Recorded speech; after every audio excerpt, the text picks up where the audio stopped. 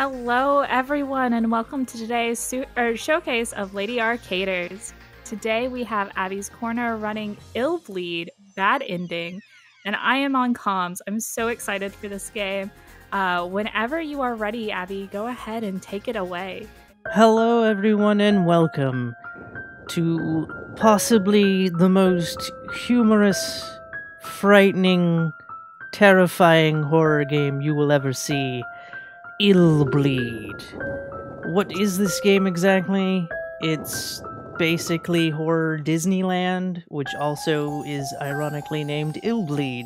So it takes place in a haunted theme park named Illbleed.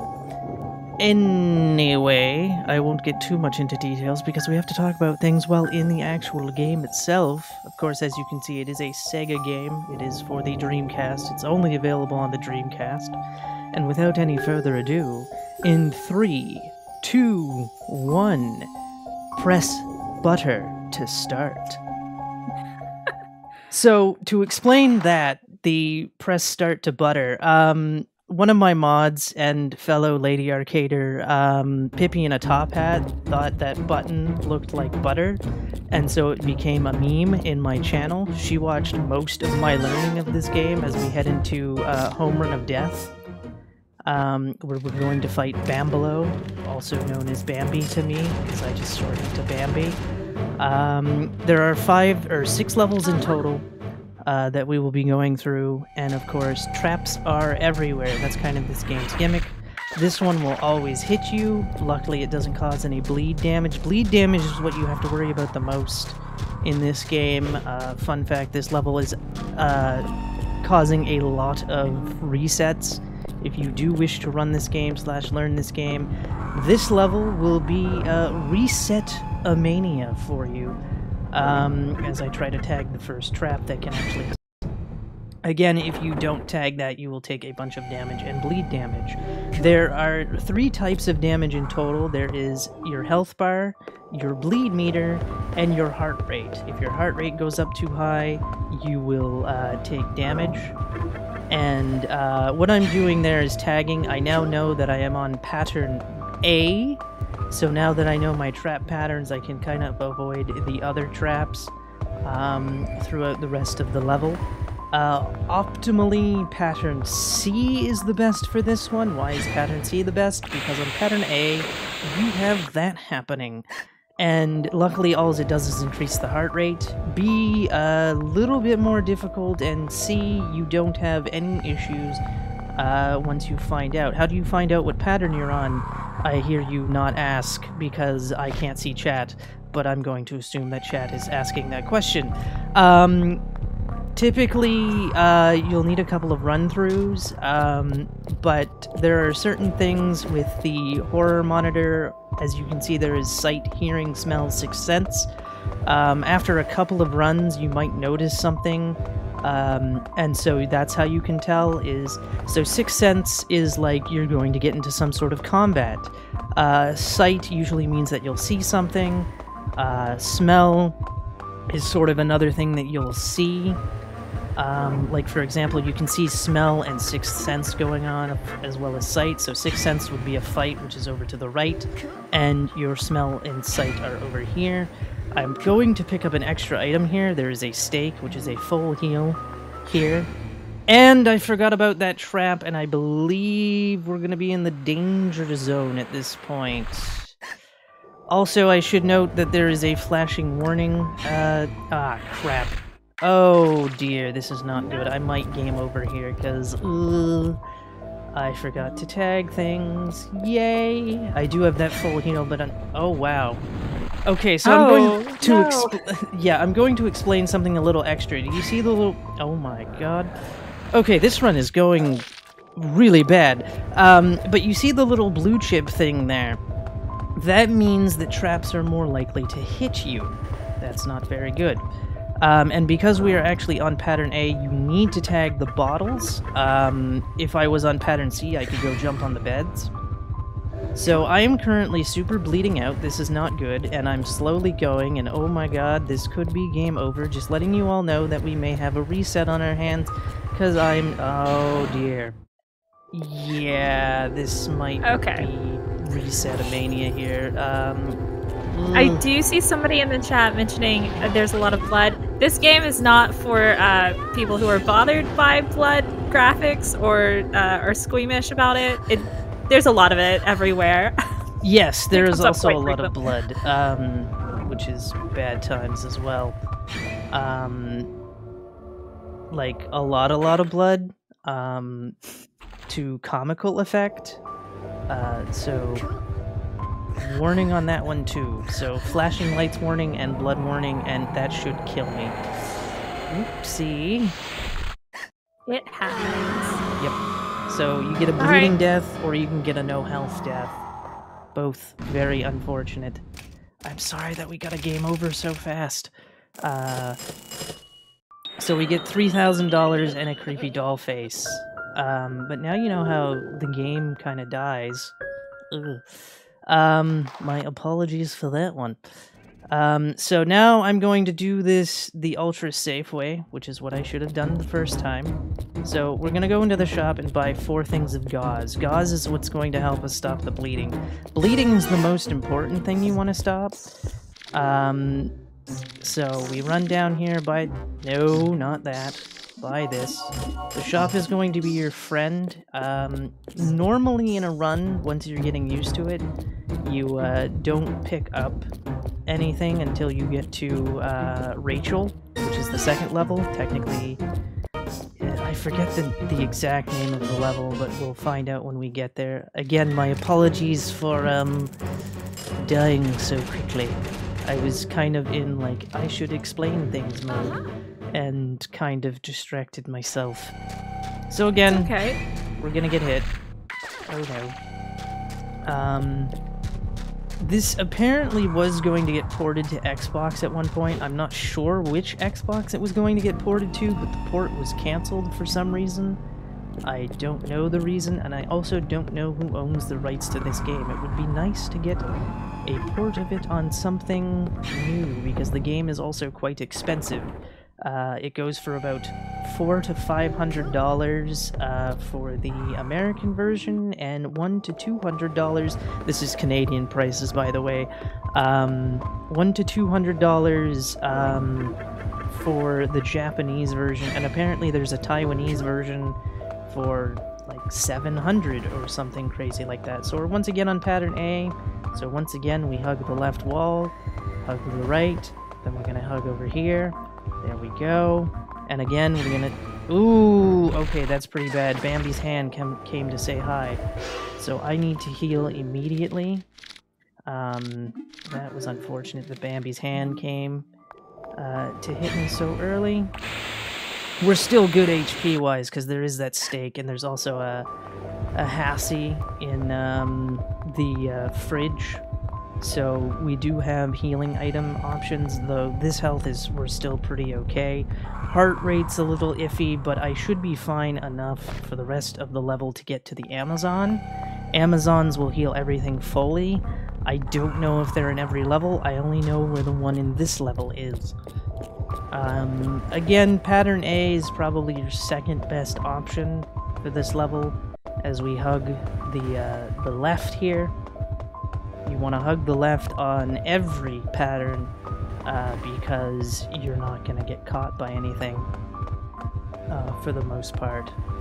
And then turn again, and turn again. Again, we're going to tag this, and we're going to tag that. And I'll grab the stake as a precaution once again, just in case, because better safe than sorry. And then we are going to tag this. The other 2 patterns by the... Come on. Of course it wants to tag the fridge. I was trying to stop it from tagging the fridge. B and C, you want to tag that, though it is avoidable. And because I don't have a lot of bleeding happening and the blue thing's not there, I should be able to make this corner cut properly, like so, and we are good.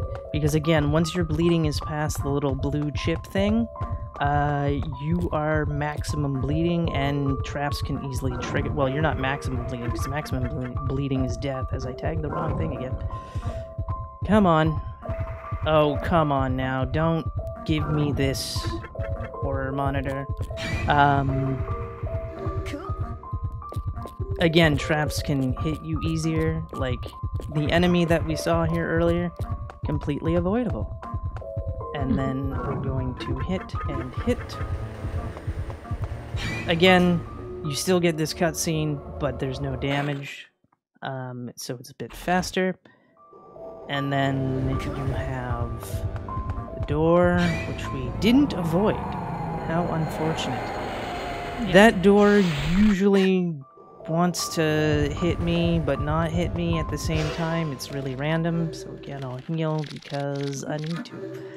Again, you don't want to bleed too much. Bleeding is the biggest threat. So we're going to pick up a trophy here.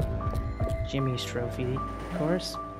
So we picked up Jimmy's trophy, and then we're going to avoid a fight by walking on the bed and falling through the wall. Again, that is a huge time save and a huge not gonna get hit save because you avoid a fight with 2 enemies. I don't need to tag that, I need to tag the next room because on C and A there is a pile of beams that'll hit you, but they're in different locations. If I was on C, it would have been at the top of the stairs. If I was on A, it's going to be in the next room. Unfortunately, the big draw of this game is all the traps and the different effects they are. They are very creative with some things, and the speedrun does skip quite a bit of them. Yes. There are some that you cannot avoid, but there are videos on YouTube of all these traps going off and some of the interesting ways they try to kill our main character, Eriko. Definitely worth looking up if you enjoyed this game. So I'm tagging that as a precaution in case I miss this turn. I hit the turn, luckily. And then we're going to count 1, 2, 3, 4, 5. I'm gonna walk to 6. Is it gonna let me tag it? No. Is it because I'm actually on 5? There we go. So this is going to initiate a fight. Unavoidable. Trying to make sure he's actually active right now. What is he doing? I try to activate him and rush him into the corner so that I can call the helicopter. By the way, yes, there is a helicopter that is lowering a rope in the inside of a building. We don't question these things. It's just a thing. It's just like, oh, okay, cool, whatever. Magic shenanigans. Better not question Illbleed and just go with it. So the reason I went to the right wall was to avoid a trap. There is an eyeball that will spook Eriko and cause the heart rate to go up. It's perfectly fine. And then we go in here. And now we meet the boss of the level, Mr. Bambalo, aka Bambi. So I'm going to activate the testimonial. And then I'm going to activate the trophy.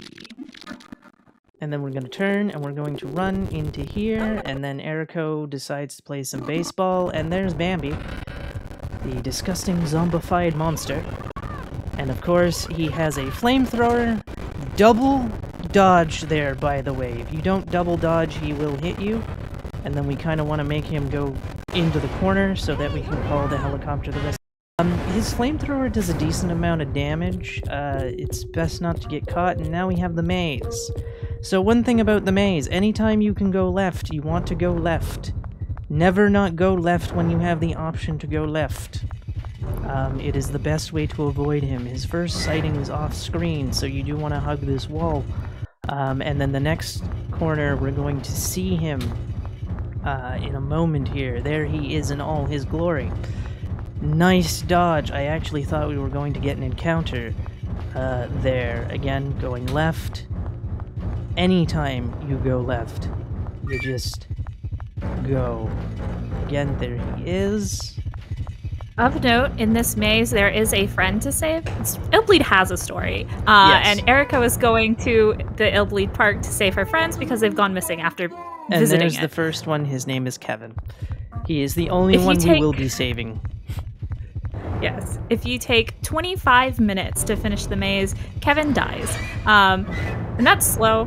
We're going for the bad ending anyways, but we can save one friend. The bad ending does not have Eriko saving all of her friends. Yes. Yes. If you take 25 minutes to finish the maze, Kevin dies. And that's slow. We're going for the bad ending anyways, but we can save one friend. The bad ending does not have Eriko saving all of her friends. Yes. If you take 25 minutes to finish the maze, Kevin dies. And that's slow. We're going for the bad ending anyways, but we can save one friend. The bad ending does not have Eriko saving all of her friends. Yes. I actually didn't know that that's how you get Kevin killed, funnily enough.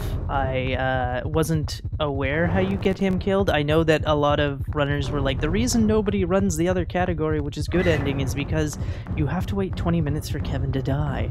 And I was like, is that like something else or something? Like, I was really confused how you would do that. But, So, funnily enough, there is another friend that we save later, or that we do not save in this run, that is actually quicker to let die. yes. Than reviving her. Going a good ending. It is faster to let, because you get a you save Jorg and solve the Killer Man case, so you can basically buy your friends back with the money instead of going to save them. Now, one thing, I kind of screwed up that maze, but you want to go right those 2 times, and then you're going to pause for a second, and the second you start hearing Bambi go, then you start moving in the corner, which helps a lot. And now we have the actual Bambi fight, and after the Bambi fight we save Kevin, but in addition to saving Kevin, we're going to pick up an Amazon, which again, as I mentioned earlier, will give us a full heal of everything. We will use it after the giant Bambalo run-through, because there is a chance he will hit us and cause a bit of damage. I'm actually not too bad right now, but I will gauze up just in case. So we're going to grab the Amazon for post-Giant Bambi. Heal for now, even though I'm pretty sure I would be okay even without it. As a matter of fact, I'll just heal with the food too, since I kind of forgot I had the steak. So we'll be perfectly fine for this, as there's now a Giant Bambi!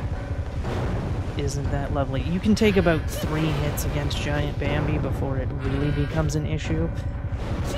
Again, I will always preemptively do that, because I think I'm going to get hit. So there's hit number 1. And then jump. Again, she's kind of getting danger mode right now. Sorry for Illbleed's platforming is not, it's fine, is not user-friendly. It's very difficult to make it through this. Yes. Along with the car hopping section, or as I like to call it, the parkour section in the next level. Dodge. And also, there is a potential to go the wrong way as well, if you're not paying close enough attention, because there's actually 2 paths you can take here. There's going the right way, which is what we're doing currently, and then there's going the wrong way, and you'll know you're going the wrong way when Bambalo just kind of messes off and goes the opposite direction. Luckily we are at the end, and we have survived the Bambi section. Bambi is now gone forever. We never have to worry about him again, and we're going to hit him 4 times. To cause his head to pop off, and then we're going to grab this, and then we're going to use that Amazon to do the things. So use... Don't worry, Erico didn't kill a person. That was a robot. Yes. Controlling a giant robot. Yes. Don't think about it too hard. There are no humans harmed in the making of this video game. It's true. Well, unless we let our friends die. Okay, fair, if we let our friends die. Although one of them is currently a wood puppet, so... I mean, does that one count? I mean... we'll get to that when we get there. Fair enough. So, this is the path that I mentioned that you could take if you were going the wrong way, because this leads to the level exit. There has been a few times where I forget to grab the key card, and I'm bleeding along the way, and it's like, oh no, I am dead. Also, fun fact, when you have another character, for example, we have Kevin right now, when your character dies, and if you have more characters, you can pick the new character, or the other character, but you have to completely redo the level. There's no, like, checkpoint system. So, if we die at this point as Eriko, we have to do it with Kevin. There are save points, they're photos, but they're just for saving and reloading your file. There's no checkpoint system. Yeah. The game is rather brutal. So, for example, if we save in a photo booth now that we have Kevin, we don't get a game over, we get a, hey, use Kevin, please. And then we'd have to die as Kevin to reload that save to use Eriko again, unless we complete the level with Kevin and then things happen. So we got a bunch of money now. So now, as another backup strat, I'm going to pick up a few things, like a few healing items, to make sure that I can make it through with no issues. We're going to pick up 3 of these, 4 of these, and 1, 2, 3, 4 of those. I should have been counting the whole time because counting along causes me to have the "do you want to purchase this often" pop up, and that way I can just, leave as fast as possible. Now, earlier on the Lady Arcader's Twitter page, somebody wrote, "I hope there's no giant worms here." Unfortunately, the Revenge of the Worm Queen is this level. So, whoever wrote that, I'm very, very sorry, but there are giant worms in this game. Please, prepare yourself, for, giant worms. Now, we get a horror monitor here that gets immediately stolen by a monkey. There are now monkeys now, so dun dun dun dun dun dun, and they have stolen the horror monitor. Luckily, there's no traps in this level. There are just encounters. And there are enemy monkeys, because of course there are enemy monkeys. But hopefully we won't see any. If you get a chance and you see any of the billboards in the back of the screen, go ahead and take a read at them. They're very interesting. Monkey Park, for example. Yes. Also, there's a story for each of these levels. The first one was about baseball and an inn that burned down. This one is about a worm farm that was bought by a company. Darn it, I got caught by monkeys. Paved over. Surprisingly, Illbleed is very anti-capitalist. Yes. But okay. The entire story of this... Oh, go ahead. The monkeys weren't too bad. What I should have been doing is hugging this wall. For some reason, I didn't think I was fully in the turn yet. So you want to hug the left wall the entire time. And then we're going to hug the right wall once we're past here to avoid more monkeys and worms. There are worm fights and monkey fights here. Again, this is the shortest level in the game because there's no traps to tag or anything. There's just worms and monkeys to avoid. Again, stick to the right wall. And yeah, that's all I wanted to mention. If you wanted to continue, you're sorry for interrupting. It's okay. This is about the worm farm and it being bought out by a company, paving it over, and forcing the former worm farm owner to work terrible hours at a gas station. And we have to put his spirit to rest, is the story of this one, which means we have to find his beloved worm, Rachel, and kill her. Yes, and send them to hell. Yes. The beloved worm is his granddaughter, apparently, because when we kill Rachel, she goes, "Grandpa!" And it's like, oh, well, this is a nice story, I guess, of sending them to hell is your thing. And of course, we want to hug the right wall here again, and you want to stay away from the signs to avoid the final monkey encounter. Luckily, we're not bleeding, so that's why I'm not healing. And then there's going to be a worm that we can kind of debate and dodge. It is a little difficult because it will kind of, just pop up out of nowhere. It's the only worm that we'll see pop up, so to speak. Anytime you see the screen rumbling or something, there's a worm behind. So, comes... He's gone. Nope. Okay, I thought he was over on the left and I could have stuck to the right. So there's the worms. And then we are going to leave here. One thing of note, when it comes to regular enemies, in order to kill them, you have to counter hit them. Bosses don't require counter hits. Also, that was the hardest part of the level. We are now going to pick up a baby bottle by parkouring over some cars or playing Frogger or whichever thing you prefer to call it. I call it parkouring across cars. If you touch the brown parts, by the way, you will activate Rachel. She is immortal right now. You have to escape from her, and it sends you all the way back to the start of this section of the level. So we're going to walk here. Cutscene plays. Hit the wrong button, of course. One thing you want to do to speed up menuing is hit the button that we use to activate the horror monitor, but you want to make sure you hit start first. If you hold the button, however, after you've hit start, it's still going to not activate horror monitor powers and still activate fast menu powers, as you can see here. So we're going to hit the rusty key, and then we're going to go in here. We've got a bunch of movie posters here. Also, you want to stick to the right as much as possible because there is a zombie fight, and they have guns. It's not a fun time. And of course, you have to counter hit to kill them, but you also don't have a weapon at this point, so that is what we are doing here. As we are going to grab a wrench as well as the flamethrower. In just a moment, because we have a puzzle to solve, quote-unquote puzzle, if you will.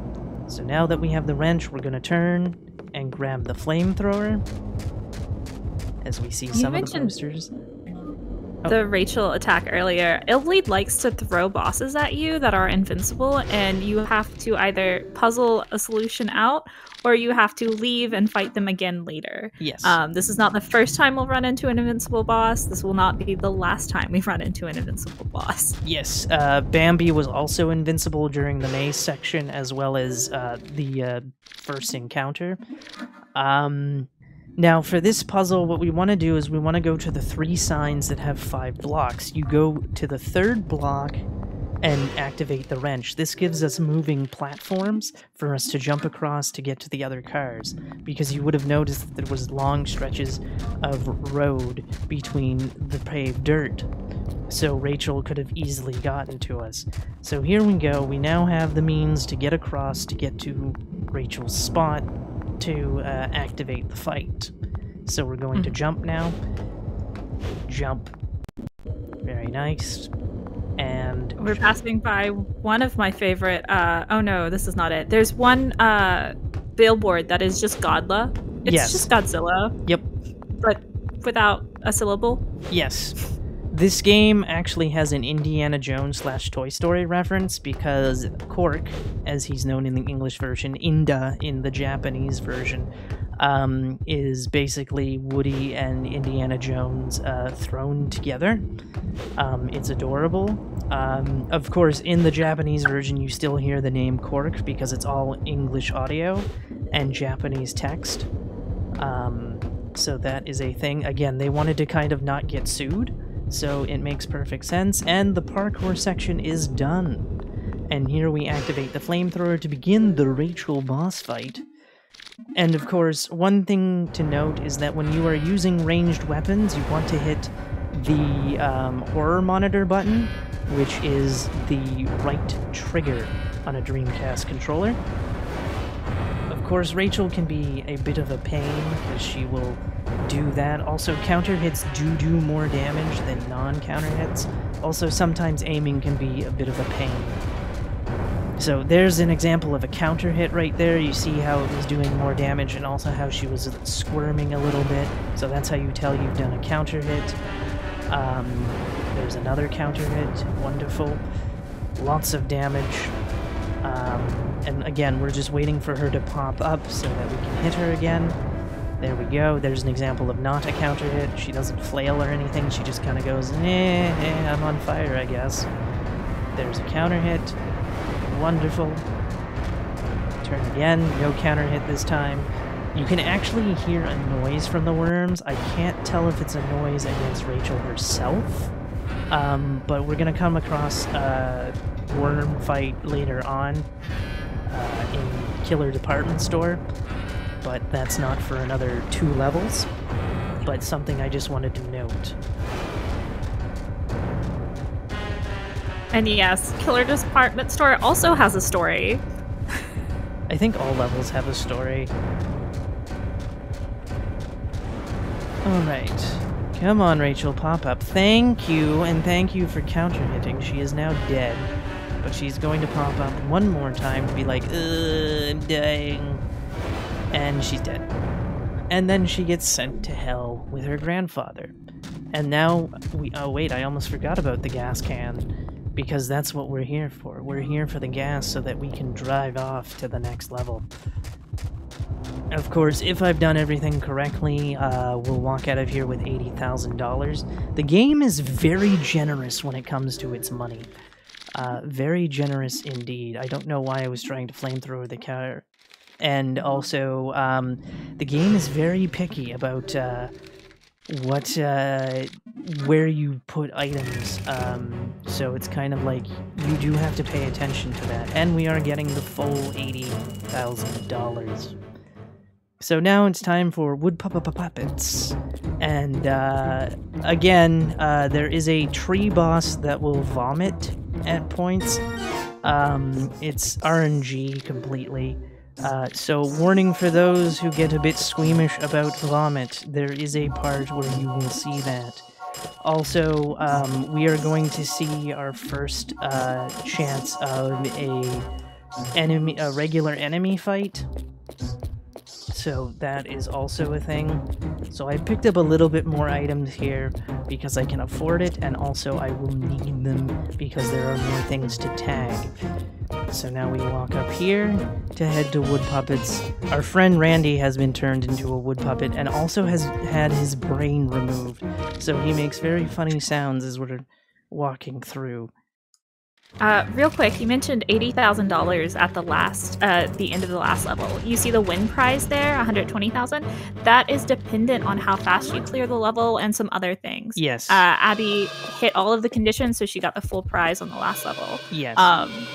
Each of the levels have their own cash prizes in differing amounts. This one just so happens 120. Yes, and the conditions are your bleeding is under a certain amount, your health is a certain amount, your heart rate, adrenaline, etc. is a certain amount. So, depending what we get here, we don't want pattern C. Pattern C is the slowest. We do not have pattern C, luckily. I believe we have pattern B. Pattern C is the slowest because we get forced into a wood puppet fight, which is what we don't want. Something is active here, and I'm really hoping it's not a chainsaw. It was not a chainsaw, hooray. And of course we have lumberjacks everywhere, and we pick up the axe. And then we're going to head away. But yes, lots of traps in this one. We're going to be doing a lot of tagging, which is why I purchased the adrenaline injections, so that we can heal ourselves of that, because again, there are a lot of traps.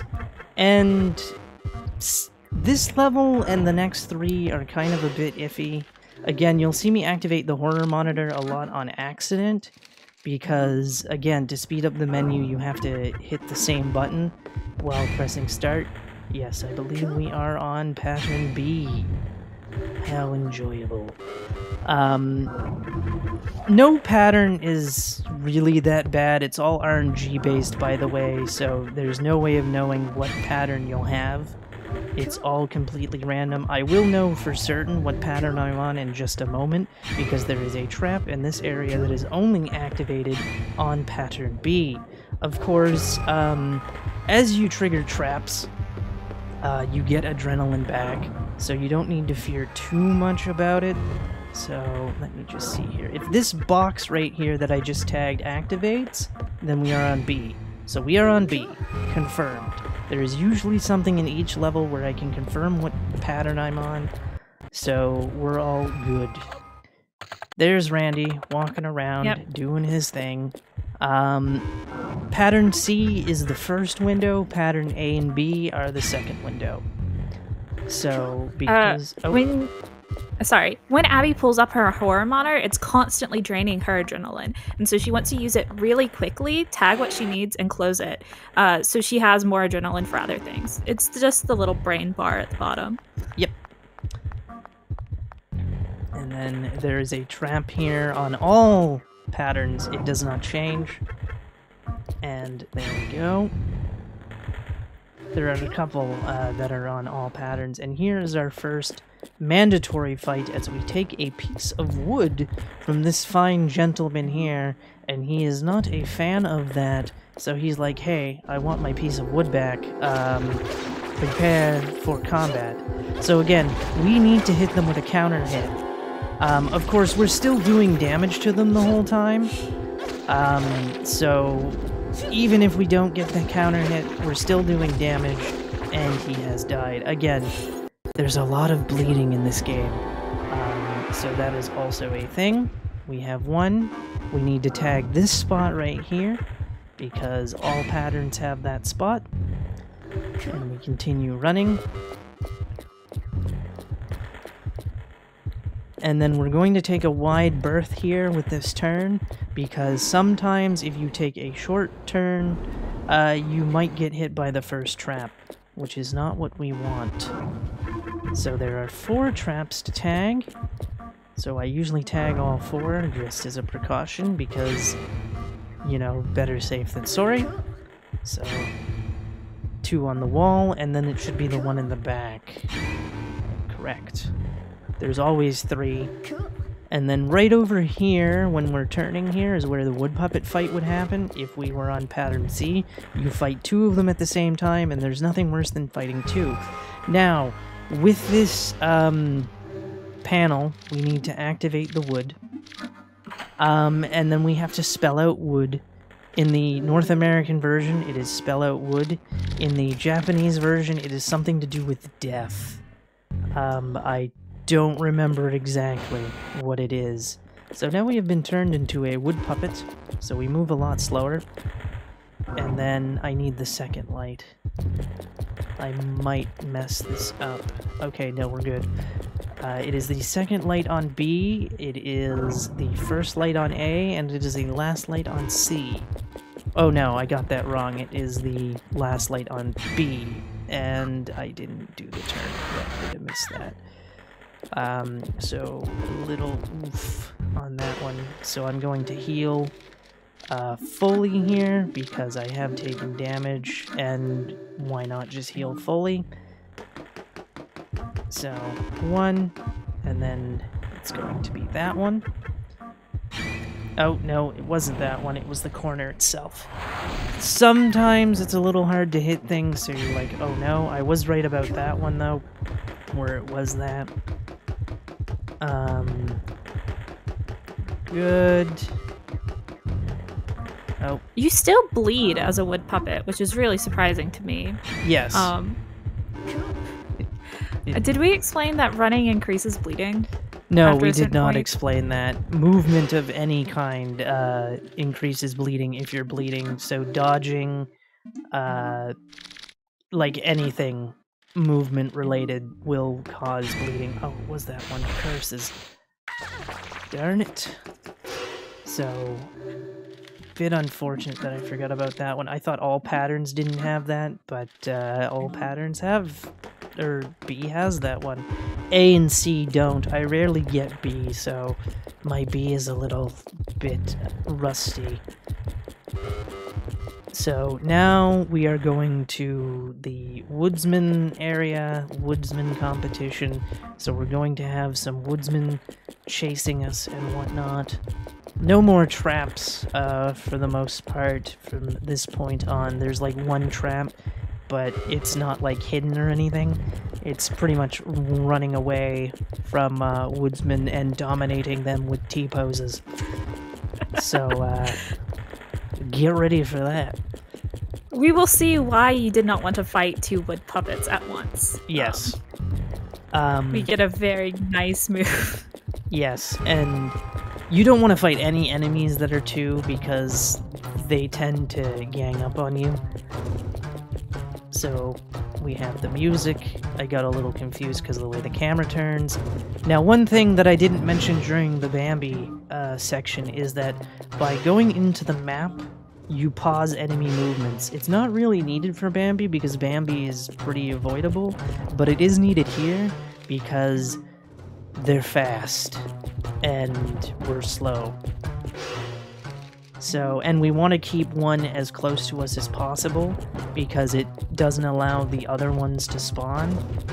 So anytime that I can kind of see them, I will pause. It is a bit of a risky move to do that. But again, there would be one spawning here if I kept pausing and pausing and pausing and pausing. So again, keeping it at bay by doing the pause, but also taking a bit of a risk. We don't want to fight any of the lumberjacks, woodsmen, whatever you prefer to call them. I was thinking of a third name off the top of my head, and I couldn't. And, They're out for our blood, our puppet blood. Yes, I mean, really, they're after our wood, but yes. Okay, this might be a little risky. We might get into a fight here. Again, I'm pausing as much as possible to keep him from moving because he is so close. There we go. I don't know if he will follow at this point because there is a cutscene coming up. So we meet Kevin again, and then we get a woodall, which will eat some wood. There's no there's no woodsman, lumberjacks around for a bit. So that is a good thing. So we just get to leisurely speed walk for a bit. I would say run, but we're a bit too slow to be running at this point.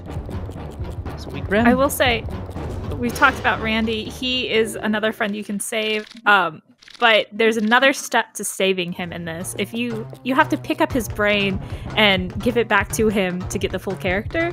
Otherwise, you get a special character called Brainless Randy. That's kind of impossible to use. He has no adrenaline. Is that right? I don't know the answer to that question because I've never saved him. But for a good ending, the game does not care which Randy you save. They do not care if you save him with the brain or as brainless. So that is something to keep in mind. If you do choose to save him and get good ending, game doesn't care. It's just save him. So you can fall down off these ledges, by the way. So as I was cutting those corners rather tight, there was a chance I could fall down, and then you have to rerun through this area.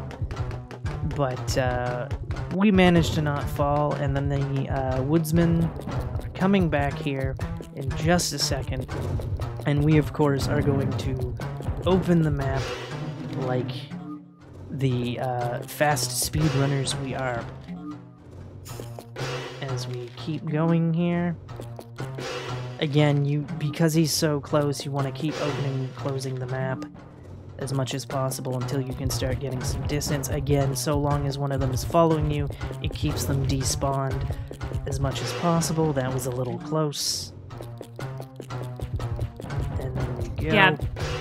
The game will only allow one of them to spawn at a time. And I'm kind of pausing quickly because stairs seem to be the enemy when it comes to them. I don't know why, it just seems like they go a little bit faster downstairs. We're probably getting one spawned in here because I paused a lot, which is fine. He will come around the corner.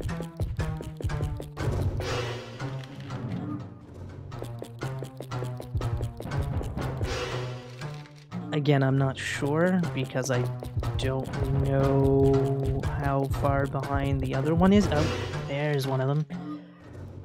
We are almost done with wood puppets, by the way. Sir, could you not touch... This is actually going pretty well, because if they hit you... Oh. I'm sorry. If they hit you, do you go into a fight? Or yeah, do you go into a fight. Okay. So now we are getting into fights, and because Eriko doesn't get spooked when getting into fights as a wood puppet, we don't tag the spots, we just go straight to the fight and dominate with T-poses. To activate this attack, by the way, you would use the right trigger button. If you use the regular melee attack button, she uses her foot. There's also another attack where you use the D-pad and the trigger, and it hits more. This fight always spooks me because I never figure out if it's the trap that activates or the fight itself. So that is a thing. These fights go pretty quick though because you're constantly hitting them, so anytime they go into an attack, you're in the counter hit stage. Yep. And of course, we're getting adrenaline as we fight them, which is nice. Again, I won't heal until I go turn back into human Eriko. And there's the third and final fight. And here we go. Again, you kind of got to move around them because they will do that quick strike, which will cancel our T-pose attack. Let me see if I can get the other attack. So that's the other attack that we can do, is the spinny. Fellow Arcader alum slash staff, Umbrella Jill uses that attack a lot when dealing with the lumberjacks. So that is her preferred method for dealing with it. So now we go inside. And coming up is the tree monster that Yes. is you want to look away if you're squeamish. Yes. So I'm just gonna fully heal here. Or, you know, heal as much as possible. It might not fully heal me. But we are ready for the fight. And I may be extremely silent for it. So Critique is going to explain what I am doing in the fight itself. Alright, so this fight is against a giant tree. Every time it pukes, Abbie is hitting it for 2, and every time it swipes, she's hitting it for 3. And that's just because of how big of a window she has between hits to not get damaged. She's really not as concerned about her health right now because she did just do a full heal. But if she hadn't, she would probably be low on health, and this fight would be scary. And Illbleed is, of course, a adventure park, so everything is run by robots. And she just finished the first boss, but there's a cutscene there that comes up, and it's like, oh, we can't get the second phase working. Just go on, and the workers usher Eriko out into the next level, which is the Killer Department Store, where we will see our first caution bomb. There are caution bombs in, I think, all the levels. I only know where to find 2 of them, but I don't use one in Home Run of Death. This is Killer Department Store is the only level that I use a caution bomb for. It'll just multi-tag things, is what a caution bomb does. So we get our prize.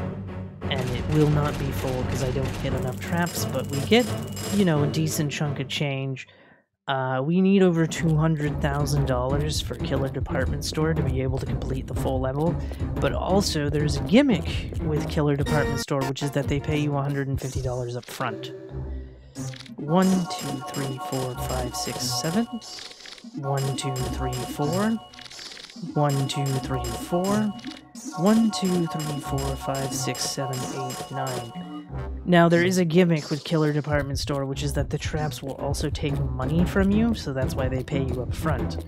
So, not only do you take heart rate, or bleed damage, or health damage, or a combination of all 3, you also lose some cash. So it's very, very bad. So here we are, Killer Department Store, level 4 of 6. I actually don't remember the story of this one. I know that it's a department store, it's like towards the holidays, and the final boss is named, what is it, Cashman? No, the final boss is a giant spider, which can be our final boss as an option, but we won't be choosing it as the final boss. From what I remember of the story, there is a giant sale that the owner decides to do, and he ends up killing everybody and just taking their money for himself. We are not on Pattern B, by the way. If we were on Pattern B, the shopping cart would have been the first trap. That severed head, really important. You need to take that with you when you go shopping. Yes, and you will all find out the joys of why we take that severed head with us. We are on pattern C, by the way. If it was pattern A, it would be the yellow candy. Which is the best for the department store? Pattern B, because we get to skip the hair trap. Okay. Yes, it doesn't have the hair trap. Not that the hair trap's that much of an issue. So here's where I'm going to use the caution bomb. Again, that's just my opinion as well. Some people might like A more or C more. There's no real, like, oh my god, I really wanted it to be this. Like, there's no fights that are gonna happen if it was X pattern or B pattern, you know what I mean? So, it's just like, okie dokie. Are there patterns that just tend to crop up more in certain levels? I'm not sure. I mean, for example, somebody who was watching during my learning process was like, you seem to get A and C like 66% of the time versus this, and it's like, okay. And I do get A and C a lot more in Home Run of Death than I do in any other pattern. Okay, good. You usually don't get 2 cans, by the way. And now we are coming up on the reason we took the severed head. It is Mr. Hellcake. Hellcake! Everybody's favorite little buddy. I mean, You can he's give taller him- than us, but... Yeah, you can give him, I think, another item, but the severed head is clearly the best. Yes, and you can take him and eat him if you want, but we're not gonna be that mean. We're gonna leave him be. Now, if you're wondering, like, where's the best spot to find out which pattern you're actually on? It is this one. Because if you are on pattern A, you're going to get the chicken in the front.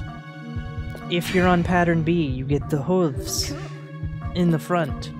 If you're on pattern C, you get the things in the back. And we're taking 3 pork, known as chicken in the Japanese version, because we have to feed some friends. Or bullies. They're more bullies than friends, now that I really think about it. And we also need a piece of meat once we get into the steakhouse. I hope you're all ready for giant cockroaches, because giant cockroaches. There is a 7% chance, by the way, as I messed that up, for both cockroaches to go away. I accidentally said, no, don't feed it. I meant to say feed it. So I'm going to feed this one too. So is this meat okay?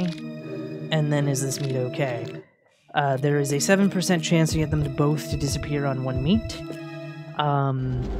You technically only want to grab 3 meat because you need 1 in here. This is the first time I've ever been hit by the meat, by the way. I didn't know that the meat would actually try to hit you. You cannot get into the steakhouse without meat, so that's why we take 3. We take 1 per cockroach, and then we take 1 for the steakhouse itself. And normally you would just feed each cockroach 1, and then if it doesn't leave, take the hit and go ahead. Just to make sure that you only have 1, because otherwise all of your meat will fight you in the steakhouse, and Yes. that can get overwhelming. And now we are here with this. There are worms here.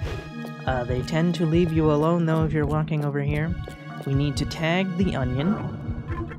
Looks like they've seen better days.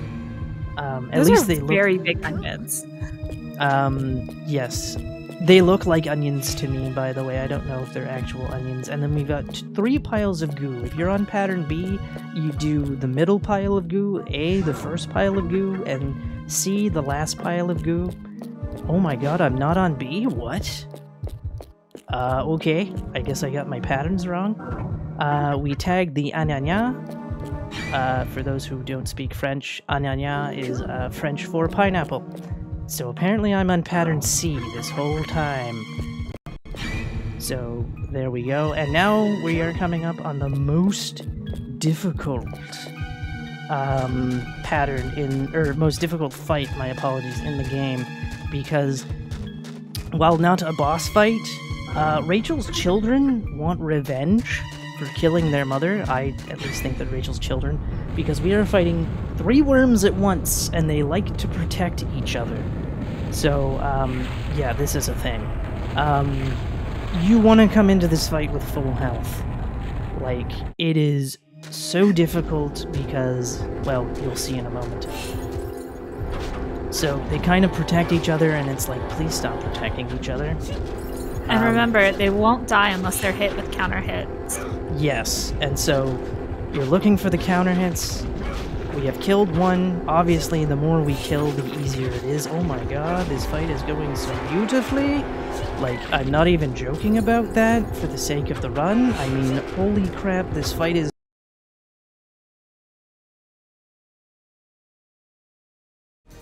Alright everyone, sorry for that. We ran into some technical difficulties. The stream should be ready now. We're going to go back to Abbie and her run of Illbleed. Take it away. Alright, my apologies for that. As I was saying before everything went down, you want the worms to also die close together because they're all going to drop orbs to refill. So, and depending how far they are is how long they take to get to you. Also, one thing that I wanted to bring up was that Eriko reminds me of Ulala, because every time she dodges, it sounds like Ulala when she goes shoot, shoot, shoot.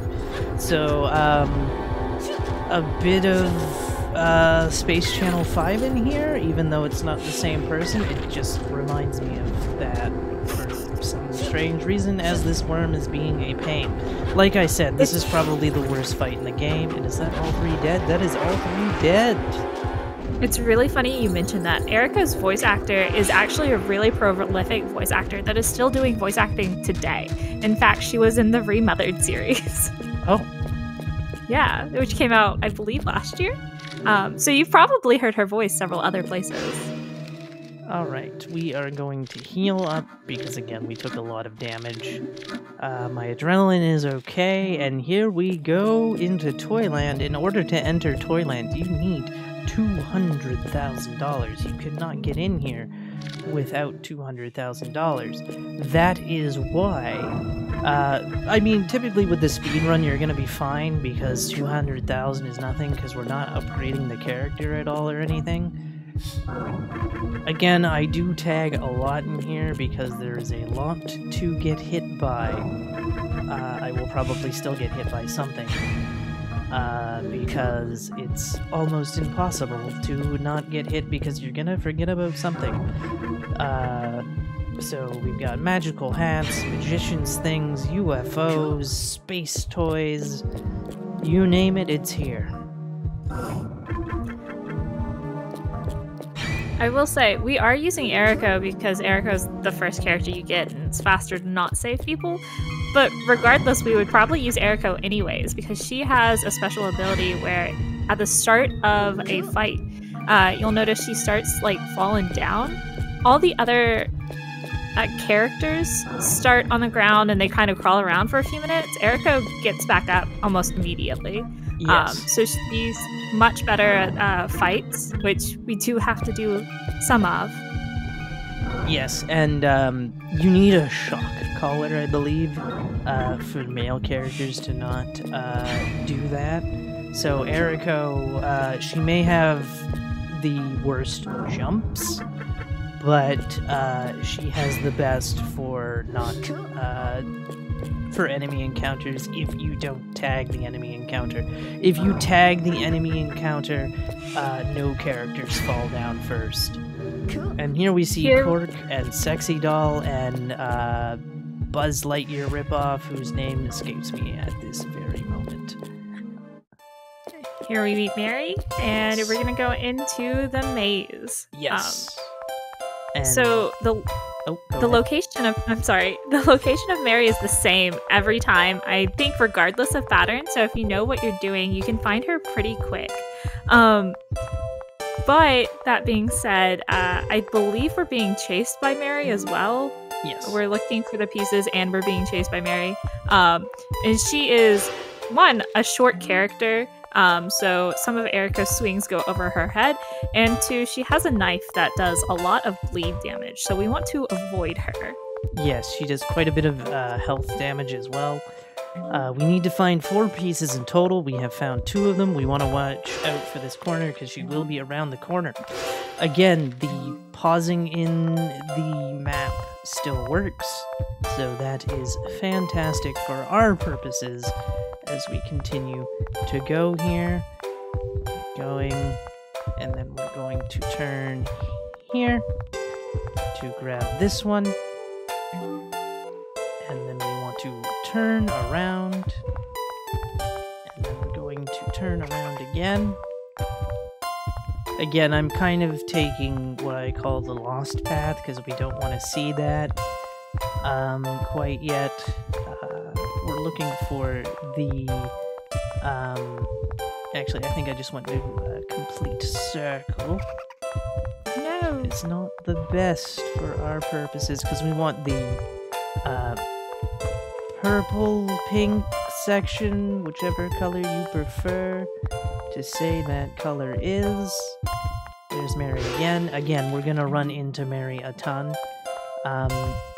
Yeah, I kind of went the longish way here, but that's fine.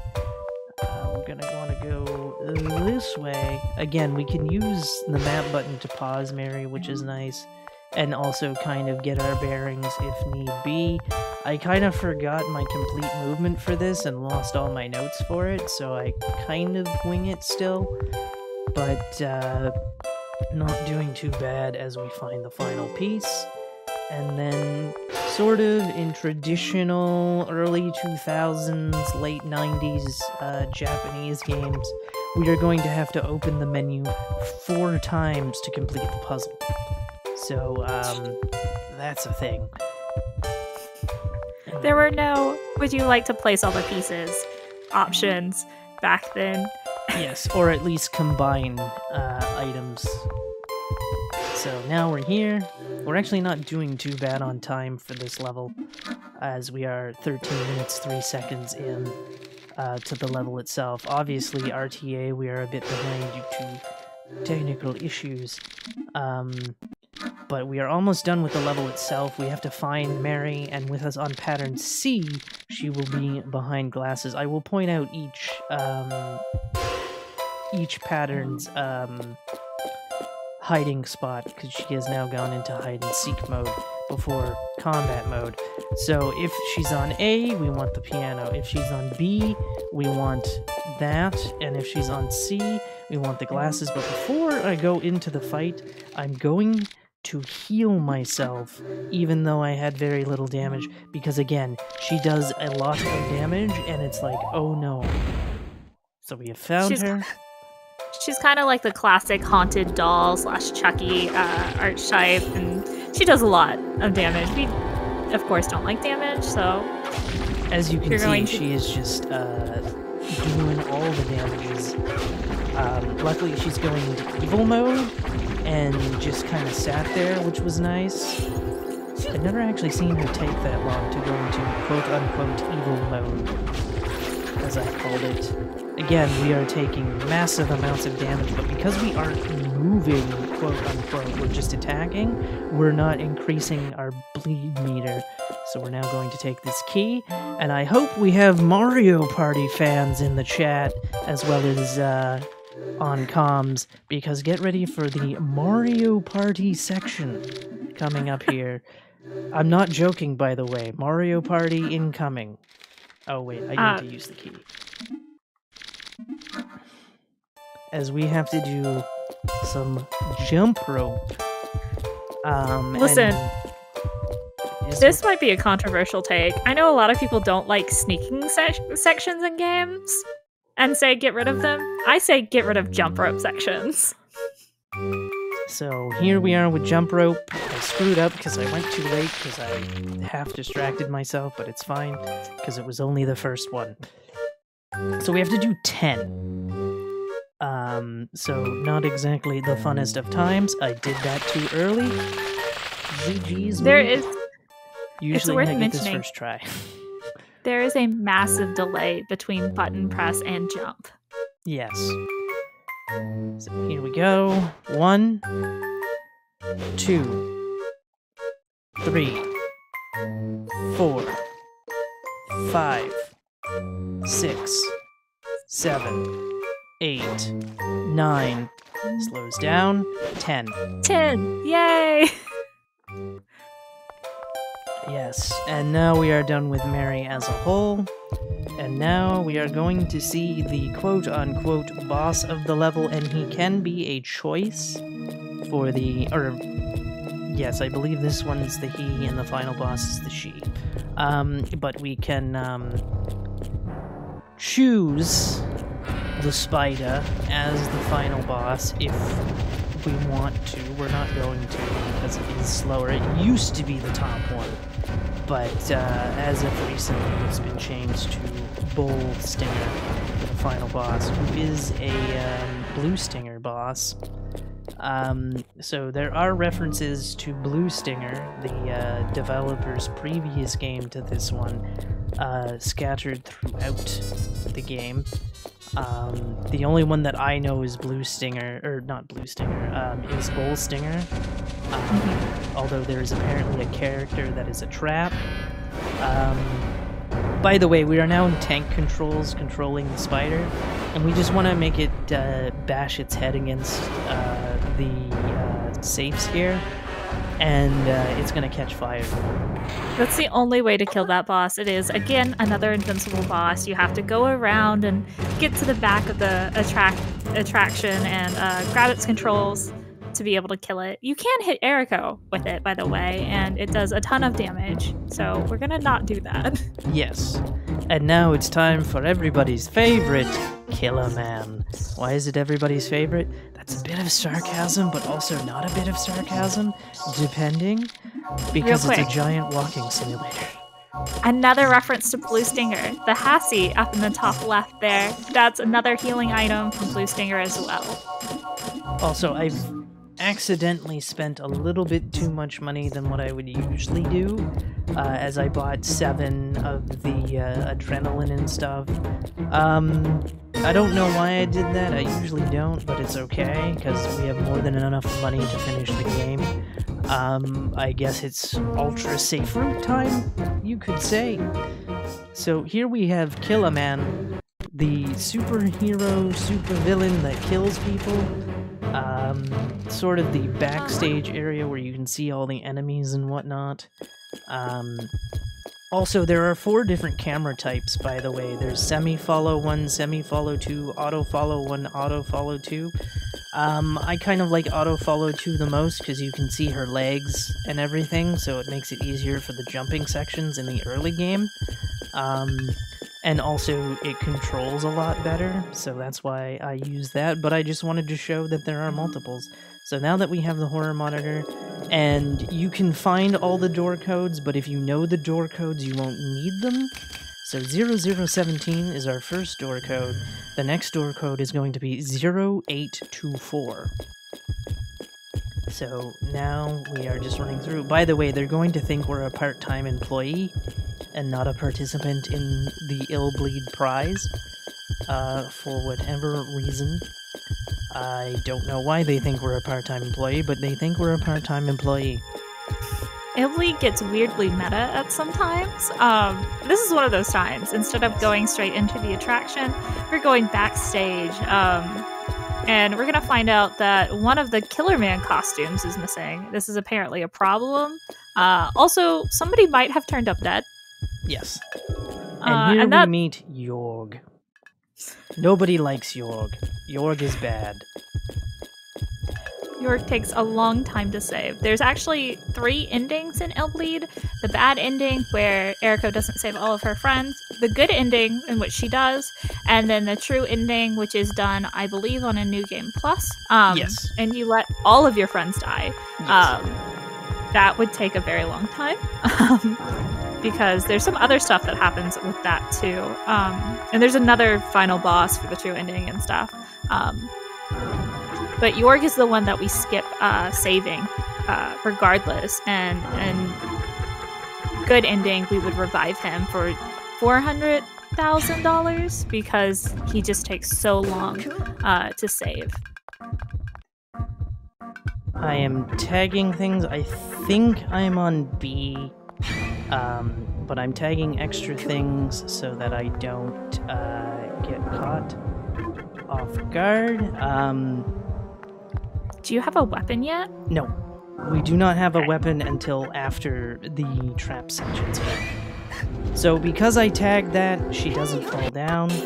And of course we have Mr. Wrench here in a very tiny area, so it's a little bit harder to get him out of the way as I get hit there. But luckily I'm not super bleeding yet. Dodging, going. We will be getting a shotgun, by the way, for this level's weapon. But it is not quite time to grab said shotgun. Also, there are propeller blades, or ceiling fan blades here as well. I'm surprised it hasn't gone... Oh, I'm turned around, that's why that's happening. Sometimes I get turned around because reasons, and it kind of gets annoying. Okay, that should be good. And if I stick over here, we're fine, and we are through. So that is the first major trap area. This is the second major trap area, and we pretty much want to stick to the left for the most part. I'm going to heal my adrenaline. HP and everything is fine for the most part. I need to tag the UFOs here. I don't know which one's going to tag off. We kind of want to stick to the left because if you see the green tarp there, it counts as a wall. So if you're too close to that, it won't count. Luckily, also, we want to tag this corner because there's a Mary doll, and if we don't tag the corner, she gets aggroed. But if we tag the corner, she's not as aggroed, and will just kind of stand there and eventually notice us, but kind of not hit us most of the time. So Does the pause trick work in combat? No, because you just get the pause button. You can't activate the map or anything. Ah, okay. Cool. There we go. Stick to the sides. Oh. Didn't know. So that's the trap that we would have seen on pattern B in Wood Puppets if I didn't tag it. It's just, you know, an enemy just popping out of the box and being like, what's up? We play the relaxing CD to calm our heart rate. Keep going. Oh, I got into another combat with the zombies. This is what a double enemy looks like. They will hit each other and will count as a counter hit. You can get them to basically kill each other, which is nice. Luckily, we escape super fast. There are also eggs in the area as well. Okay, we're good. And we're good. So we're through both major trap areas. There is another area that has a bit of traps, but we are going to pick up our shotgun now. Again, we're only going to use it for Killer Man himself. Also, chat, I have a question for you all. Who is Killer Man? Our options are Jorg, Killer Man is Killer Man, Player is Killer Man, Jason is Killer Man, and I forget the fifth option. So, I will let you all decide who is Killer Man. So, Chat, come on. Kevin is Killer Man? Okay. I don't think Kevin's an option. I don't think Kevin's an option either. I will say that I like the justification for player. It's some sort of, oh goodness, I forget the wording. Some sort of abnormality caused you to buy this game is the justification for putting the player as the killer. Jason, because of horror tropes from Indie Villain. Okay. Also, by the way, you can see all the numbers of enemies, like the zombies are 2, the lumberjacks are 9, Killer Man is 11. So that's kind of a nice touch. Now we have to walk all the way back to the beginning because Jorg is like, oh man, check out the Killer Man, and it's so annoying. Like, again, this is the walking sim level, which is why it's everyone's favorite. And then next level is Toy Hunter, which is based on an episode. And I hope you're all ready to see Sonic's true form, because the true Sonic is in this game. I tell you the truth. I hope there's a lot of Sonic fans in chat, because we're gonna expose Sonic for his evilness. And also the blood zombies are enemy number 5, as you saw in the box there briefly. So now we see a dead person, and now we go this way and enter the code 0824. So this is like the murder mystery level. You're supposed to go through and like try to figure out who could possibly be killing these people. And the game kind of like leads it as like York, because you never see him when these people are dying, and he's kind of the last person left alive when you get towards the question. But it's not who you think it is, Chad. Yes. Alright, there's a trap that we can get here coming up. It is not on this pattern. Oh, it isn't? No, Right. because of the stair trap there, the other trap won't activate. On this side, there is another one that could happen, but there is a flashing lights warning coming up if I miss the thing and don't tag them correctly. So do beware. You mentioned Blue Stinger earlier. Dog's Bower is actually one of the traps on this level. He comes across one of the conveyor belts. It's just an outfit made to look like dogs, I think. He has like a red bandana, a yellow shirt that's like a tourist shirt, and like some long cargo jeans. He's one of the playable characters from Blue Stinger, and everybody who plays Blue Stinger loves him because his abilities change depending on what shirt he is wearing. Cool. Again, playing this a little bit safe, just to be like, because there are more cockroaches. Tiny cockroaches, mind you, but more cockroaches nonetheless. And here are the traps that would trigger long red flashing lights, but I have grabbed them both, so we do not have to see that. So we are good. Again, not a lot of traps in this part. I may tag the spot for that's only on B, because although I think I'm on C? This will actually confirm what pattern I'm on. Huh, I'm on A. Fair enough, game. Fair enough. So what's the preferred pattern for this one? For this one, A and C. Doesn't really matter if A and C, because B is the only one that has an exclusive pattern, or an exclusive trap, sorry, which is actually coming up shortly. And because we don't have B, we can just skip on by. There's going to be some body bags, and if we were on B, we would have to tag one of them because it would activate immediately. Whereas A and C, you can just super dodge, so it would be like right there that we would have to tag, and then we would just run around the corners here. Killer Man has struck again. Oh no. By the way, the answer to the Killer Man mystery is that it's ghosts possessing the Killer Man. Victims of the theme park.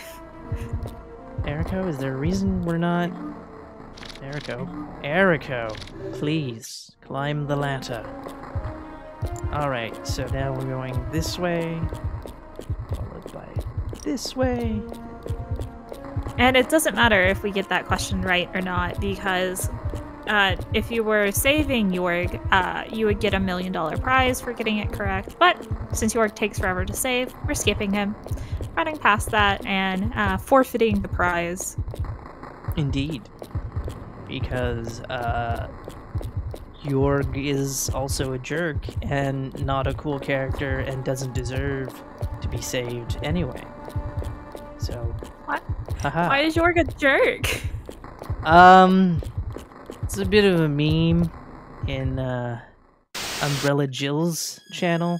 So I believe Jason, everyone agreed. So there you go. Jason we selected as Killer Man, and we're gonna leave. And then we go to the morgue. And look at all the dead bodies. Those This are is- all dead bodies, by the way.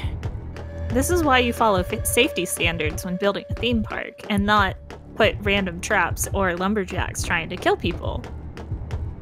Yes, but also there is a prize of $100 million, so I don't know if you exactly want to give that away willy-nilly, so... I don't Is this know. what morgues look like? Yes, this is what morgues look like. I guess so. Oh yeah! Wait, that's an H. Alright, whatever. I don't know what pattern I'm on, but it only raises my heart rate, so what have you. Or did I say we were on A? I thought I said I was on C, but it might have been A the whole time. A, you would actually tag that there. So I may have confused myself by saying C when it was actually A. I know we mentioned the story a few times, but the story it opens up with Erica giving a speech about how her family raised she was raised traveling haunted house or whatever, and so her dad was always trying to scare her. She wins speech competition, and her friends are like, let's go to Illbleed to celebrate her. And so she's like, I don't want to. You guys go have fun. And they all have their own oh, you should come. There's a chainsaw in it or whatever. And of course they leave. Erica doesn't hear about them from them for a few days, so she goes looking for them.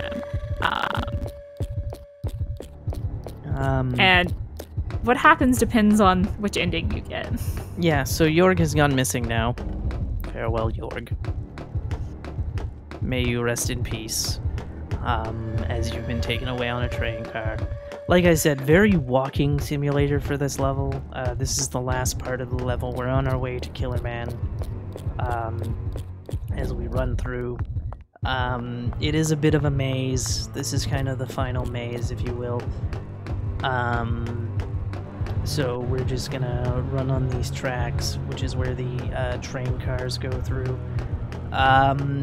The order is a bit weird, because we're gonna go left, and then we're gonna go straight, then we're gonna take the second right. I usually get lost around here, because I don't do the Killer Man level a lot, because sometimes my runs die way before it, but luckily I have quick recoveries, because I'm like, oh, this is the wrong way, let's go. So this is that right that I would mention. You want to take the second right, boom, you go straight for a while, you take the left, you take the right, actually no you don't, you take the left again. I will also say this is the last time we'll be seeing Erica for a while, so everybody enjoy her presence. The next mission or next area, we will be playing as a different character. Yes, technically a different character, but it's Erica in a costume. Because again, this is all an adventure park. Yes. It's all robots. So then we go this way. We don't want to go left. Now we want to go left. I'm surprised I didn't get mixed up. And then we should be seeing cars. There we go. This is how you know you've gone the right way, by the way, is you'll start seeing a lot of cars, carts, whatever you want to call them. And then we jump down here. Again, you also want to hug the left wall. I call it a wall because it's an invisible wall. You cannot fall into the corpses, as we are about to do Kill a Man. So that is a thing. Again, because we have Kevin, if we die, we have to restart the level completely and do Kevin things. So it's like, oh joy. That is a save spot, but again, you will play as Kevin, but luckily I've kind of figured out the methods of the madman known as Kevin. Did you know guns are effective against ghosts? Yes. This is how I learned that. Also, I don't know what's going on in this room. I guess this is how. A lot of screaming faces, I guess blood covered. So Killer Man will teleport and do that big AoE attack, which of course we want to avoid. And we also wanted to do that AoE attack consistently, because that's how you get the most damage out of him, because you can counter hit him out of that a lot. However, it is a bit difficult to get it over and over and over again. So that is a thing. Pretty good. Of course, you want to avoid the giant Kamehameha blast or Miseko. It's kind of more of a Miseko. Dragon Ball references, of course, because Miseko is yellow. Miseko is Gohan's attack, for any Dragon Ball fans in chat. Whereas the Kamehameha is blue.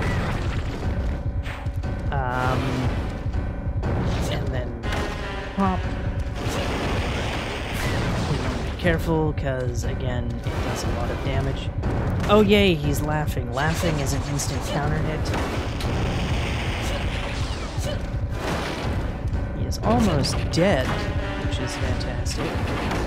It's really interesting to watch because I'll see you dodge, and it looks like you're dodging and still getting hit by the stars, but they aren't doing damage. I guess Erico has some iframes there. And we won. When he starts shaking his hands like that, he has died, which is nice. Of course, we lost a ton of cash, but that's fine. Again, we have more than enough money to do this. Plus, for the final boss, we can't heal anyway, so we won't need to purchase anything for the final boss as we head into Toy Hunter. 1, 2, 3, 4, 5, 6, 7, 8.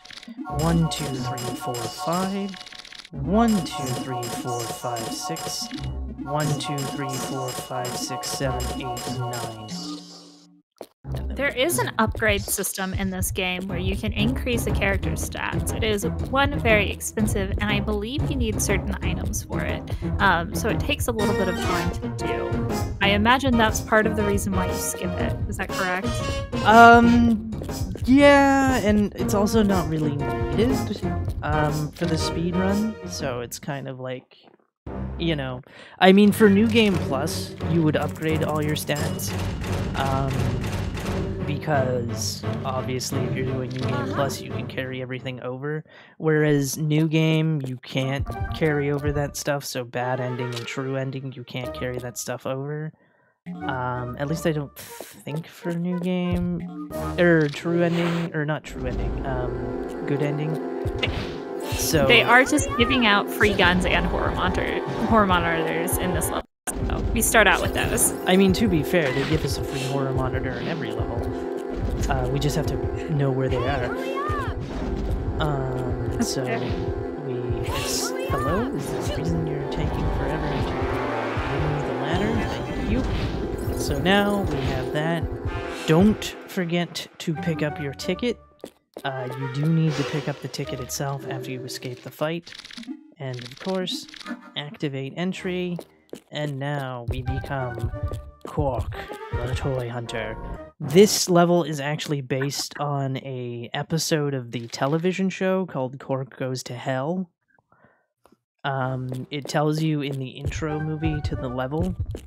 So, haha. This story is interesting, and it's also the, I believe, only mission in the game where the cutscenes are styled like traps, so you can tag them and like watch them, or you can skip them. So we'll be skipping all of them. Yes. Or as many of them as possible. And but basically the story is there's a child that dies, their mother throws their favorite sexy doll into the coffin, and you would see that in this cutscene right here. Of course, that sexy doll is Quark's sexy doll. They're in a relationship, or they're married. I can't quite remember how it goes. I think it's that they're married. So Quark is trying to send himself into hell by any means necessary so that he can reunite with his sexy doll. It's very specifically toy hell, not human hell. Yes. There is a distinction that Illbleed makes. Okay, so we're on pattern A, because I believe pattern A is first and fourth, so if it's the fourth one, we are on pattern A. If it is not the fourth one, then we are on a different pattern. going to stop my bleeding just in case and continue. It should be noted that he thinks he needs to go to real hell right now, and it's not till Potodon, I finally remembered his name, tells you that, actually, I read the Bible wrong, and it's toy hell that you need to go to, which is being buried in a child's coffin when they die. So he saves us from execution, because we were going to get executed for a crime we did not commit. How did I... But Quark was okay with that, because he thought he was going to be reunited with Sexy Doll, and then it's just this whole thing. So he has to go find he has to go find a kid to be buried with. Is his goal at this point? Not at the moment. It won't be till we hit the post-execution. So I'm looking for one of those orbs. One of those orbs is a monkey fight. So this is where we would first see the monkey fight if I didn't get it in Revenge of the Worm Queen. But because I got it in Revenge of the Worm Queen, we're going to see it now. What pattern am I on? I still can't tell because I somehow avoided Trap 4 and Trap 3 and Trap 2. So I'm not sure what pattern I'm on. It might be C? I'll know once we get to the next area for sure. So here's the monkeys that we've already seen. The voice acting is great. If you haven't seen this game's cutscenes, please either play it yourself or look up a playthrough, because it's delightfully, like, silly. Like I said, it's a horror comedy, so it's absolutely fantastic.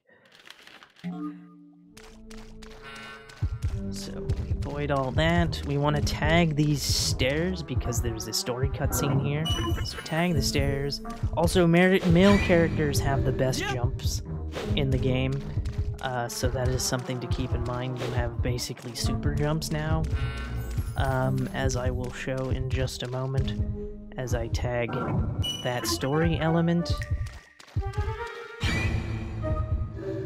And then, whee! So, super far jumps. And then I need to find the spot to tag. Come on now. There we go. Okay, I am on C. This fight wouldn't happen on any other path but C. So, it is good to know which one I am on. And as you can see, they have guns and they do a crap ton of damage, and it's like, ugh. But luckily they weren't as aggroed, so we're pretty okay. I'm going to heal that, just in case. Wrong way. Turning. I did say that we only play as Eriko in all of the levels. There is a strat where since we saved Kevin anyways in the first level, you might play through Revenge of the Worm Queen as Kevin, just because of the jump advantage. It's apparently very risky though. Yes. So not everyone does it. Some people are trying to figure out some strats with Kevin. Also, I will mention that Umbrella Jill also does the final boss fight as Kevin. So that is also a thing. I use Eriko for the entire run, as does the world record holder. I don't find a problem with using Eriko for the final boss fight, but again, do what's comfortable for you, right? If Kevin works for you for anything, use Kevin, you know? Some people... I saw an all Michelle run that's on YouTube. I don't think it's a speed run, but they use Michelle for everything after they unlock her. And Michelle is one of the weaker characters. Michelle is the character we would have rescued in Revenge of the Worm Queen, but we just didn't see her. It takes time to go save her, and we're trying to go fast, so... Yes.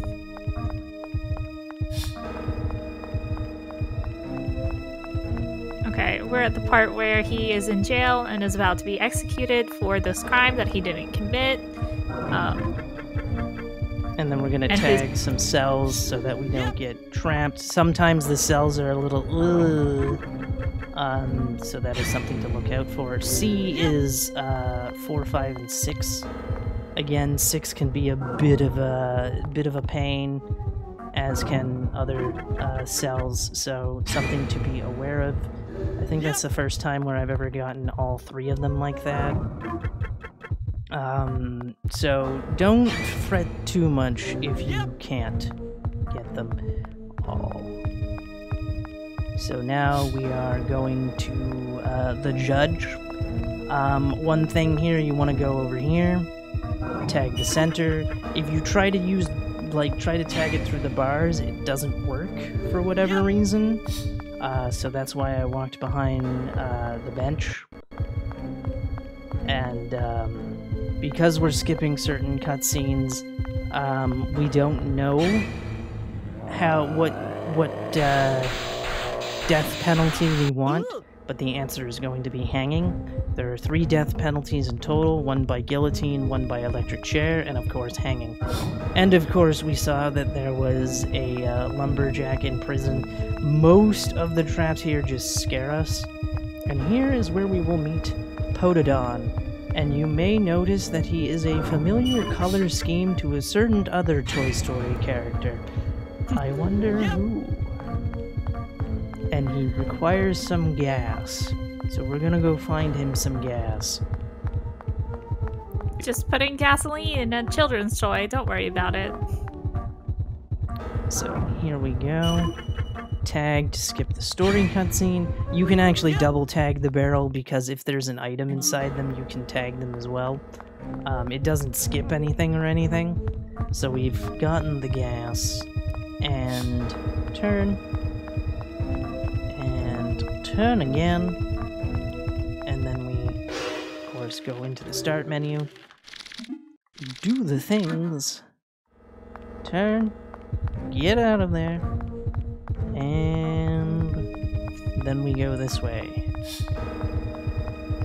Again, we have to go get executed after all, and Potodon is now fully charged up. Guards don't do anything to you. I just noticed when I got a new PB that the guard is actually moving and bobbing his nightstick up and down. So here we go. Skip. This is where Potodon would save us. But we don't want to see these cutscenes, so now we fall down into the sewers, and we go this way.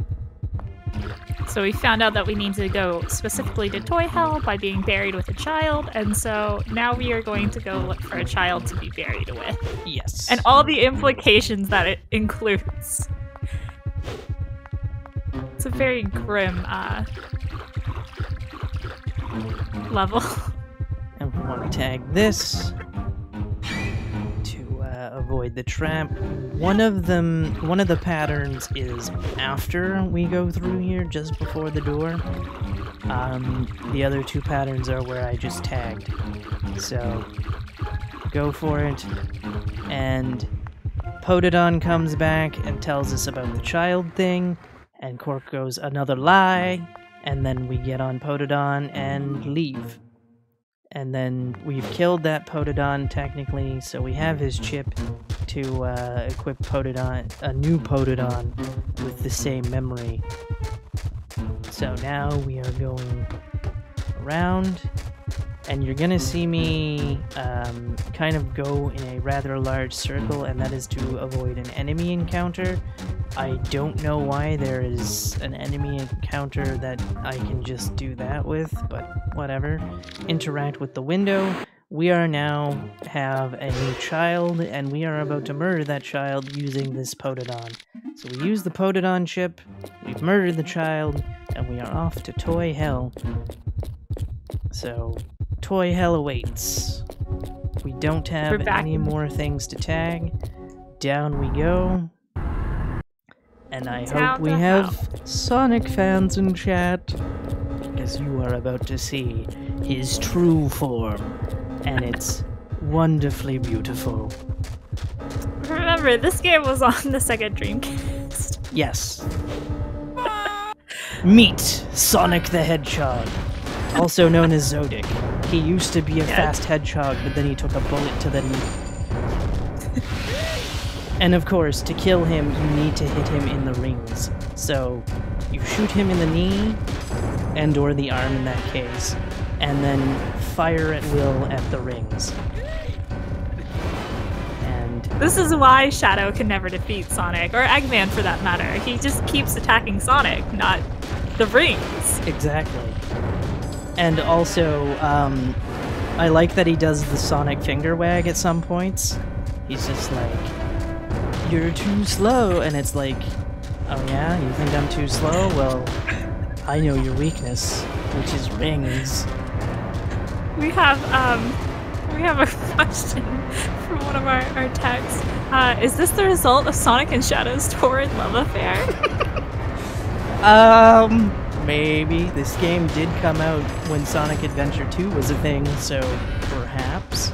So Shadow the Hedgehog did exist when this game was a thing. You heard it here, folks. Again, he tries to kick us, and we just keep shooting him and his rings. Woo!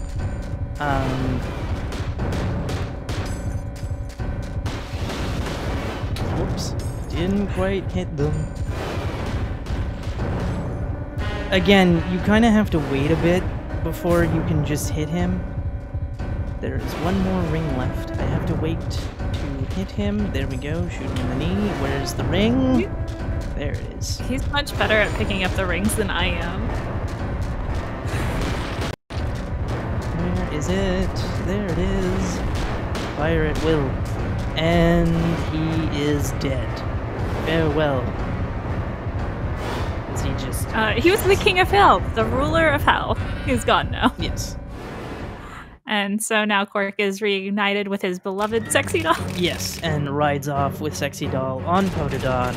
And that is the end of that level. It is now time for the final boss, which we just run right to, because again, buying healing items or anything is pointless, because we can't use them. In combat, you cannot use healing items, you just get the pause screen. menu.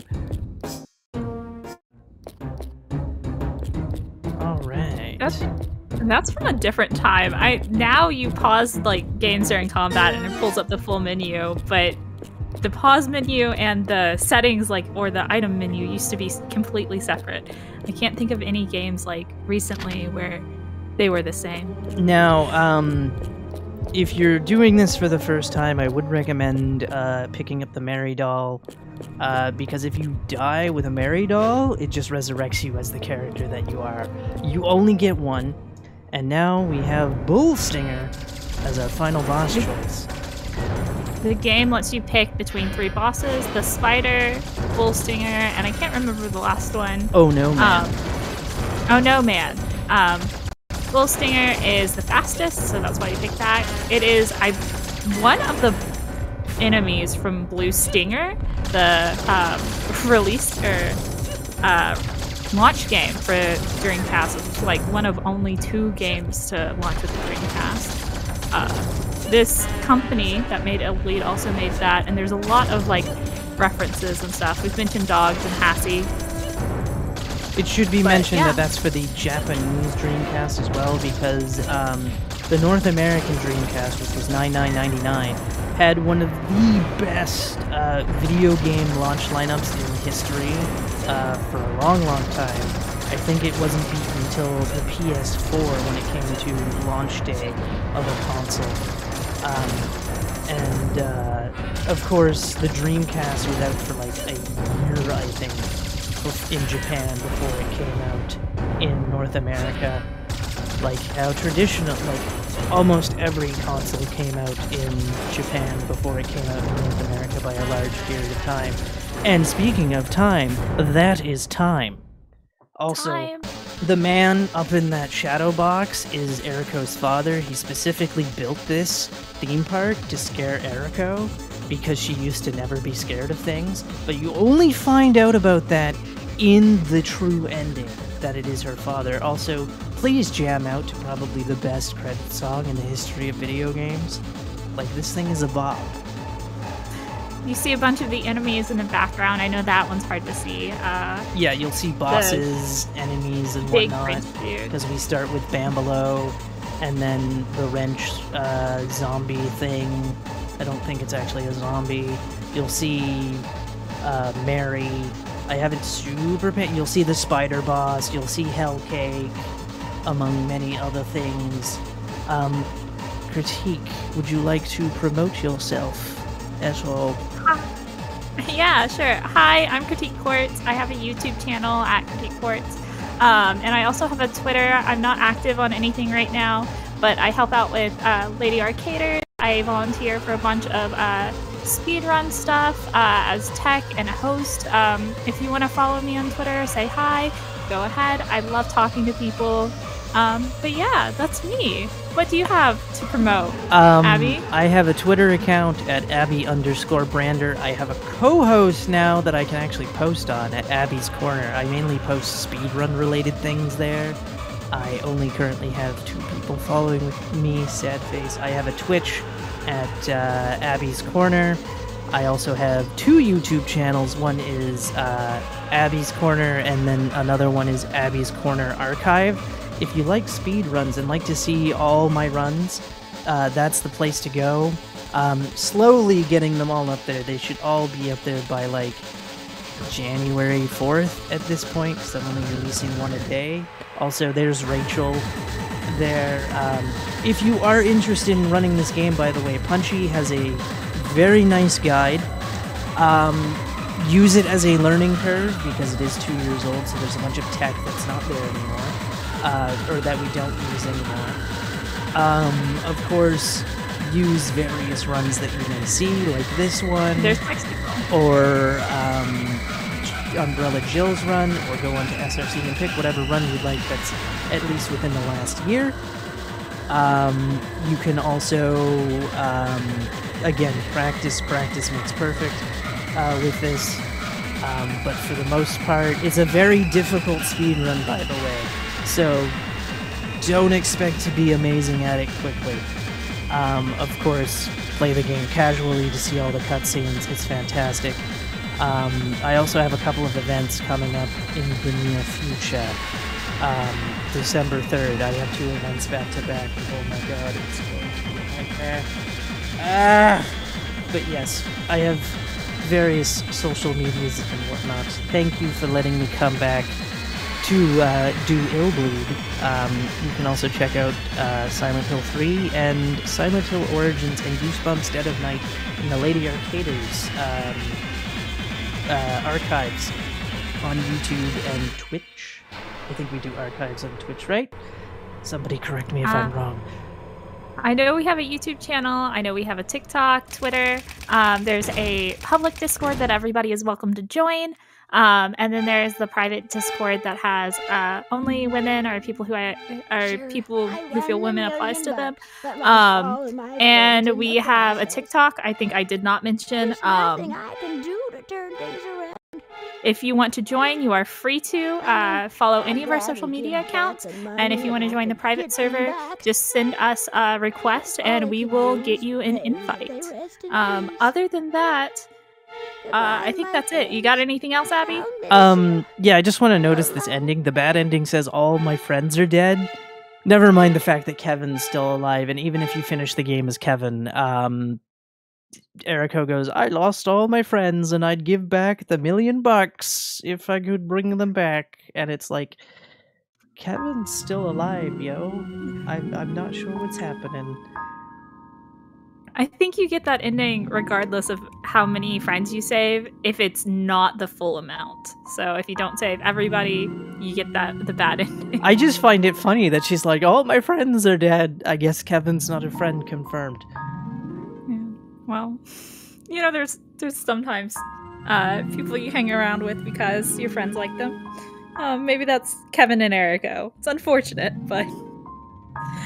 Alright, everyone, thank you for watching. We will have highlights of this and clips on our Twitter. We are excited to have you, and stick around for the raid. We're going to be raiding Fastest Furs. They're live now. Thank you, everyone. Have a good day.